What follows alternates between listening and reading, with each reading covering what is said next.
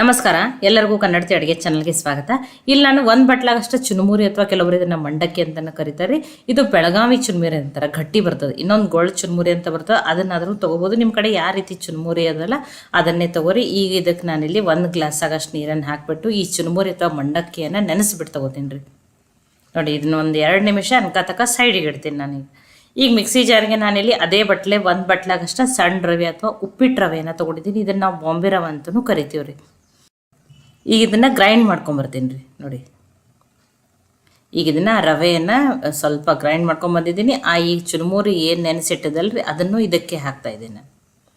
ನೋಡಿ, 1 ರವೆ 1 ಚುರುಮುರಿ ಅಥವಾ ಮಂಡಕ್ಕಿಯನ್ನು ತೊಗೊಂಡಿನಿ ರೀ.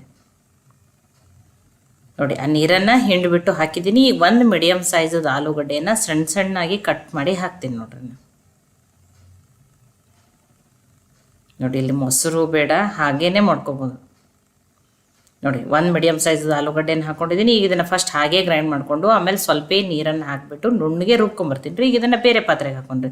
ನೋಡಿ, ಒಂದು 10 ನಿಮಿಷದಲ್ಲೇ ನಾನು ಇವತ್ತು ಬಂದ್ ದೋಸೆಯನ್ನು ಮಾಡೋದನ್ನು ತೋರಿಸ್ತಾ ಇದ್ದೀನಿ ರೀ. ಗಡಿಬಿಡಿಯಲ್ಲಿ ಕಡಿಮೆ ಸಮಯದಲ್ಲಿನೂ ನೀವು ಇದನ್ನು ಏನು ಮಾಡ್ಬೋದು, ರೆಡಿ ಮಾಡ್ಕೋಬೋದು. ನೋಡಿ, ಉಳಿದಿರುವ ಸಾಮಗ್ರಿಗಳನ್ನ ಹೆಲ್ದಿ ಇರಲಿ ಅಂತ ಹೇಳಿ ಒಂದು ಸ್ವಲ್ಪ ಕ್ಯಾರೆಟನ್ನು ತುರಿದ್ಬಿಟ್ಟು ಹಾಕ್ತಾಯಿದ್ದೀನಿ. ಸ್ವಲ್ಪ ಕೊತ್ತಂಬರಿ ಸೊಪ್ಪನ್ನು ಹಾಕಿದ್ದೀನಿ. 1 ಈರುಳ್ಳಿಯನ್ನು ಸಣ್ಣದಾಗಿ ಕಟ್ ಮಾಡಿ ಹಾಕಿದ್ದೀನಿ. 1 ಮೆಣಸಿನ್ಕಾಯಿನ ಹಾಕಿದ್ದೀನಿ. ಖಾರ ನೋಡ್ಬಿಟ್ಟು ಹಾಕೋರಿ. ಮಕ್ಕಳು ತಿಂತಿದ್ರೆ ಮೆಣಸಿನ್ಕಾಯಿನ ಸ್ಕಿಪ್ ಮಾಡ್ಬೋದು, ಅಥವಾ ನೀವು ಇಲ್ಲಿ ಚಿಲ್ಲಿ ಫ್ಲೇಕ್ಸನ್ನಾದ್ರೂ ಹಾಕೋಬೋದು.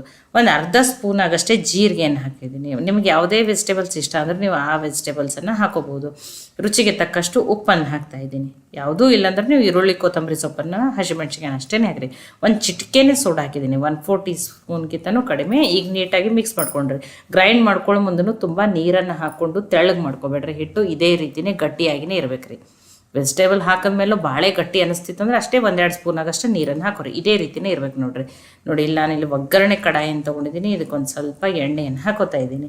ನೋಡಿ, ನಾನು ಫಸ್ಟನ್ನು ಹೇಳೀನಿ ಬಂದ್ ದೋಸೆಯನ್ನು ಮಾಡಿ ತೋರಿಸ್ತಾ ಇದ್ದೀನಿ ಅಂತ ಹೇಳಿ. ನೋಡಿ, ನೀವು ಎಣ್ಣೆ ಬೇಡ ಅಂದರೆ ಇಲ್ಲಿ ತುಪ್ಪನೂ ಹಾಕೋಬೋದು. ನೋಡಿ, ಈಗ ಇದನ್ನು ಮುಚ್ಚಿ ಮೀಡಿಯಮ್ ಫ್ಲೇಮ್ದಲ್ಲಿ ಇಟ್ಟನೆ 1 ನಿಮಿಷ ಆಗಷ್ಟು ಬೇಯಿಸ್ಬಿಡ್ತವ್ದು. ನೋಡಿರಿ, ಒಂದು ಸೈಡ್ ಬೇಯ್ದದು ತಿರುಗಿಬಿಟ್ಟು ಚೆನ್ನಾಗಿ ಬೇಯಿಸ್ಕೊಂಡು ನೋಡಿರಿ. ನೋಡಿರಿ, ಕಲರ್ನು ನೋಡಿರಿ ಎಷ್ಟು ಚೆನ್ನಾಗಿ ಬಂದದ್ದು ನೋಡಿರಿ.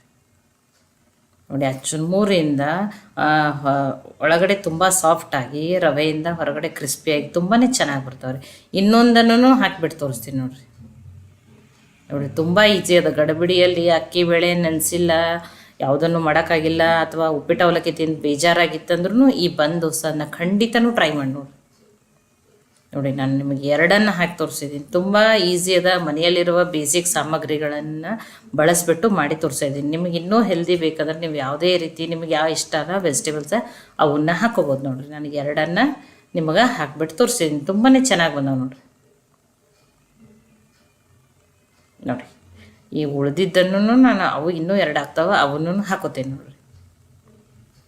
ನೋಡಿ, ಎಷ್ಟು ಚೆನ್ನಾಗಿ ಬಂದಾವೆ ನೋಡಿರಿ. ಹೊರಗಡೆಯಿಂದ ಕ್ರಿಸ್ಪಿ, ಒಳಗಡೆಯಿಂದ ಸಾಫ್ಟು. ನಿಮಗೆ ಯಾವ ಚಟ್ನಿ, ಕಾಯಿ ಚಟ್ನಿ, ಈರುಳ್ಳಿ ಟೊಮೆಟೊ ಚಟ್ನಿ ಯಾವ್ದು ಇಷ್ಟನ ನೀವು ಅದ್ರ ಜೊತೆ ಸರ್ವ್ ಮಾಡ್ಬೋದು. ನಾನು ನಿಮಗೆ ಕಟ್ ಮಾಡಿಬಿಟ್ಟು ತೋರಿಸ್ತಾ ಇದ್ದೆ ನೋಡಿರಿ. ಒಳಗಡೆಯಿಂದ ನೋಡಿರಿ ಎಷ್ಟು ಸಾಫ್ಟಾಗಿ ಎಷ್ಟು ಚೆನ್ನಾಗಿ ಬಂದಾವೆ ನೋಡಿರಿ. ನೋಡಿ, ಇಲ್ಲಿ ಮೊಸರನ್ನು ಬಳಸಿಲ್ಲ. ನೋಡಿ, ಹೊರಗಡೆಯಿಂದ ಕ್ರಿಸ್ಪಿ, ಆಲೂಗಡ್ಡೆ ಚುರುಮುರಿಯಿಂದ ಇಷ್ಟು ಸಾಫ್ಟಾಗಿ ಬರ್ತಾವೆ. ಇಲ್ಲ ಆಲೂಗಡ್ಡೆ ಬೇಡ ಅಂದರೆ ನೀವು ಚುರುಮುರಿ ಅಥವಾ ಮಂಡಕ್ಕಿಯನ್ನು ಮಾತ್ರ ಹಾಕ್ಕೊಂಡು ಈ ರೀತಿ ಮಾಡ್ಕೋಬೋದು. ನೋಡಿ, ನಿಮಗೆ ಇಷ್ಟ ಆಗಿರುವ ಚಟ್ನಿ ಜೊತೆ ಅಥವಾ ಮಕ್ಕಳಿಗೆ ಗಡಿಬಿಡಿ ಐತೆ ಅಂದ್ರೆ ನೀವು ಇದನ್ನು ಸಾಸ್ ಜೊತೆನೂ ಹಾಕಿ ಲಂಚ್ ಬಾಕ್ಸಲ್ಲಿ ಹಾಕಿ ಕೊಡ್ಬೋದು. ಈ ಬಂದ್ ದೋಸೆ ರೆಸಿಪಿ ನಿಮಗೆ ಸ್ವಲ್ಪ ಆದರೂ ಇಷ್ಟ ಆಗಿತ್ತಂದ್ರೆ ಲೈಕ್ ಮಾಡಿ, ಶೇರ್ ಮಾಡಿ, ಕಮೆಂಟ್ ಮಾಡಿರಿ. ಖಂಡಿತ ಟ್ರೈ ಮಾಡಿ ನನಗೆ ಹೆಂಗೆ ಬಂದಿತ್ತು ಅಂತ ತಿಳಿಸ್ರಿ. ಮತ್ತೆ ಹೊಸ ಒಳ್ಳೆ ರೆಸಿಪಿ ಜೊತೆ ಸಿಗೋಣ. ಎಲ್ಲರಿಗೂ ಧನ್ಯವಾದಗಳು.